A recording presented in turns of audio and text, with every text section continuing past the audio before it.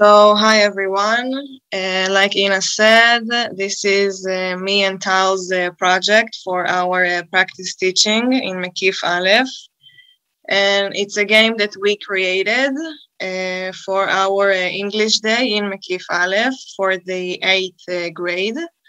So, wait. Okay, so the topic for the English day was places in Israel.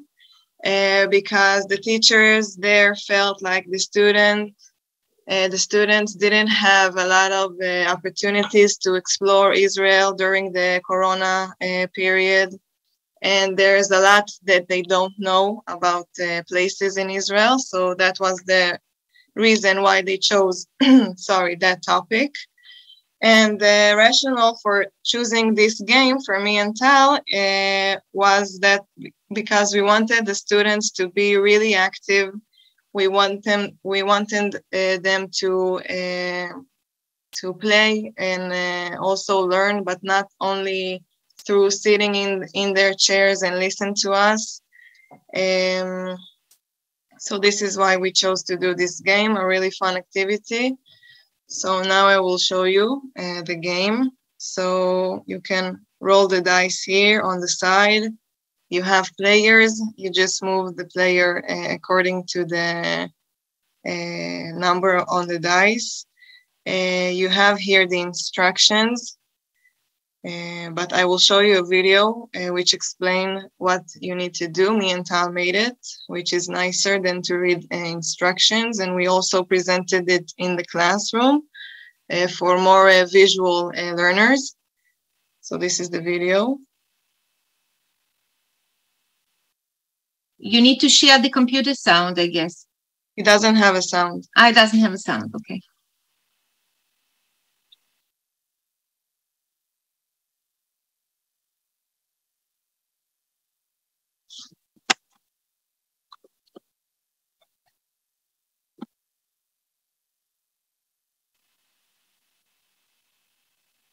So by the way, while we're watching, I just want to add that it's always a good idea to add some kind of sound to a video, especially when it's longer than a few seconds.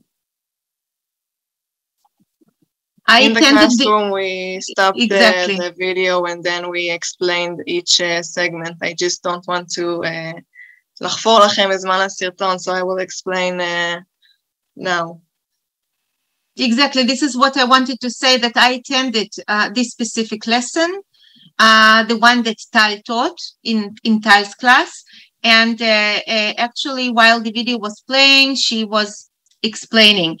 And what was really good about it, like Das said, for all types of learners. So those who understand better from reading, there were written instructions. Those who understand better from just listening, there were instructions, oral instructions. And those who are more visual, so they have the video. Yes, so now I will explain. So for example, you got to square number 4 and you have a question mark here. So a question mark, here you can see special marks. We added to the existing snakes and ladders game marks. So you have like exclamation mark, you have a question mark, like a map and a picture. So if you land on a question mark, you need to answer a question and put it here in the answers key. So if the question is out of all the places, what is considered as a waterfall, which is pretty obvious because it's in the answer. So they put number 4 in the Banias waterfall in the question mark column. And here, if you have an exclamation mark, so you have like a statement or a sentence that you also need to put in the right column in the answer key. It is the lowest body of water on the surface of Earth, so it's the Dead Sea, and they need to use all kind of high order thinking skills to infer, to guess, to trying to figure out what to do and where to put all the questions. They also have a picture mark that contains a picture from the place, and also they need to guess and to talk with each other to think and where to put it. And we have also the sign of the map, which is not really guessing because it's already written, but they need to read the description. And just to put it number 6, so the Banias waterfall, they put it here in number 6, the Banias waterfall. And basically that's it. This is the game. They had a lot of fun. Everyone was really eager to participate and to play the game. Everyone had the opportunity to, לא נשארו ילדים מאחור, מה שנקרא. And I think it was a really good idea. And that's it.